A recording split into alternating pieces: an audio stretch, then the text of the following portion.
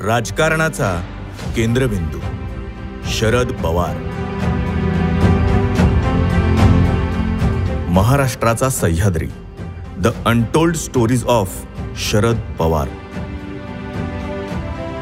शरद पवार यांच्या राजकीय कारकिर्दीच्या सुरुवातीचा बराचसा काळ म्हणजे सत्तेमध्ये थेट सहभागी असण्याचा असाच होता.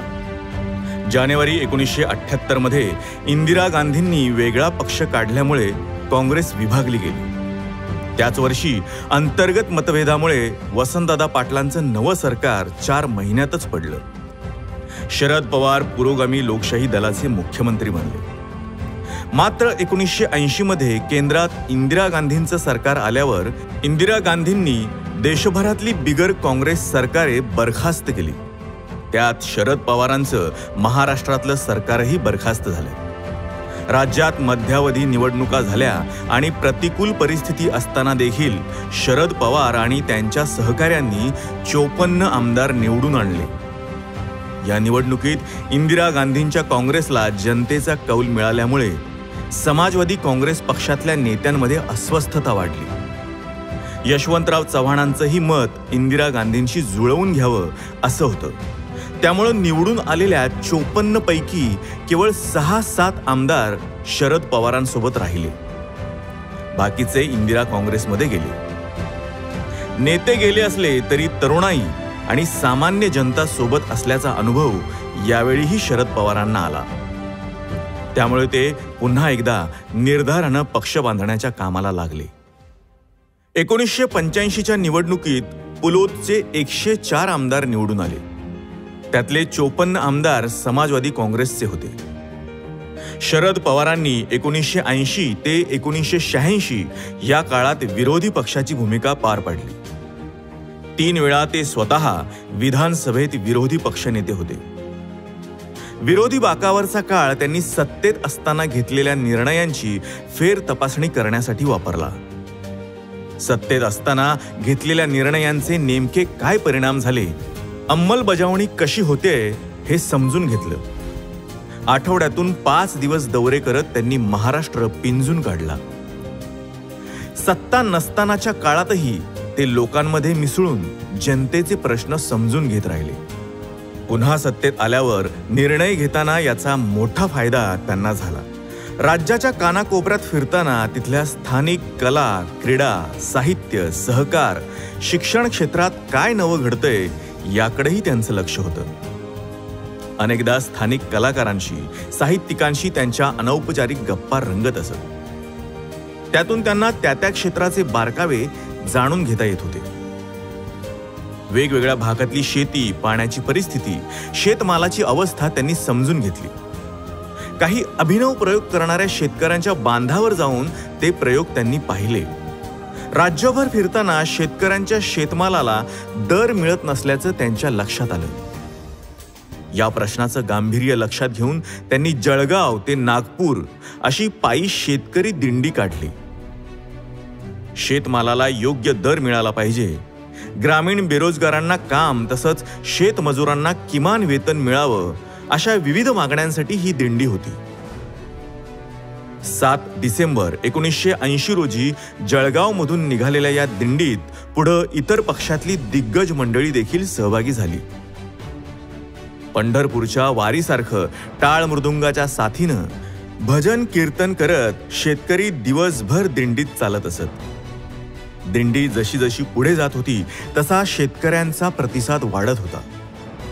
त्यामुळे सरकारनं घाबरून यशवंतराव चव्हाण, शरद पवार यांच्यासारख्या नेत्यांची धरपकड सुरू केली.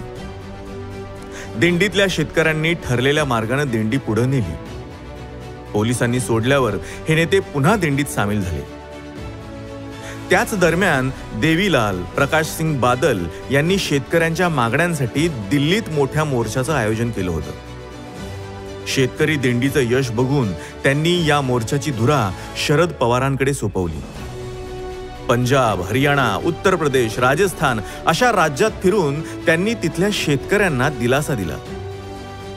सत्तेत असताना शेतकऱ्यांसाठी त्यांनी धोरणात्मक निर्णय घेतलेच, पण सत्तेत नसतानाही शेतकऱ्यांची बाजू मांडण्यासाठी रस्त्यावर उतरायला मागं पुढं पाहिलं नाही.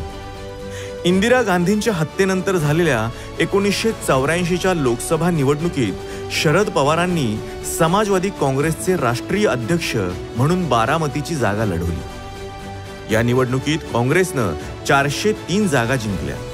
अशा विरोधी वातावरणातही शरद पवार हे राजीव गांधींनंतर सर्वाधिक मतं मिळवणारे देशातले दुसरे खासदार ठरले। राजीव गांधींनी पंतप्रधान पदाची सूत्र हाती घेतल्यावर पंजाबमधील तणाव दूर करण्यासाठी शरद पवारांची मदत घ्यायचं ठरवलं। तेव्हा ऑपरेशन ब्ल्यू स्टार आणि त्यानंतर शीख सुरक्षा रक्षकांनी इंदिरा गांधींची हत्या केल्याची घटना नुकतीच घडली होती। शरद पवारांनी अटकेत असलेल्या अकाली दलाच्या नेत्यांशी सुसंवाद वाढवण्याचा प्रस्ताव ठेवला आणि राजीव गांधींनी ती कामगिरी पवारांकडेच सोपवली।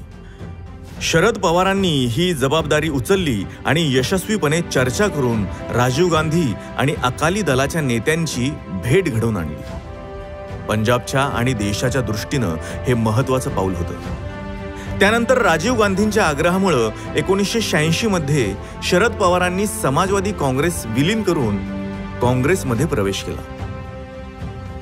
1995ला राज्यात युतीचं सरकार आल्यावर शरद पवारांनी विधान परिषदेत विरोधी पक्षनेता म्हणून भूमिका बजावली। तसंच मार्च 1998 ते मे 1999 या काळात लोकसभेत विरोधी पक्षनेते म्हणूनही सक्षमपणे काम केलं। सभागृहात जनतेचे प्रश्न मांडताना, सत्ताधाऱ्यांचे मुद्दे खोडून काढताना त्यांनी लोकशाहीच्या मंदिराचं पावित्र्य राखलं। शरद पवारांनी राज्यात, केंद्रात वेगवेगळी मंत्रिपदं भूषवली। पद सोडताना त्यासोबत मिळालेलं शासकीय निवासस्थान देखील त्यांनी पुढच्या 2 दिवसात सोडलं आहे। 2014ला केंद्रात तसेच राज्यात सरकार बदललं। शरद पवारांची व्यापक लोकहित लक्षात घेऊन काम करण्याची पद्धत या काळातही पाहायला मिळाली। वेगवेगळ्या प्रकारच्या दबावामुळे त्यांच्या राष्ट्रवादी काँग्रेस पक्षातले नेते सत्ताधाऱ्यांना जाऊन मिळाले तरी शरद पवार डगमगले नाहीत।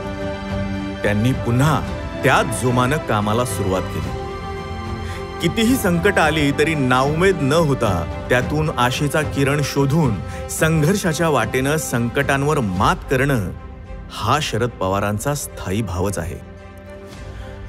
2019च्या सातारा लोकसभा पोटनिवडणुकीची त्यांची पावसातली सभा गाजली आणि महाराष्ट्राच्या राजकारणाचा नूर बदलल्याचं चित्र पाहायला मिळालं।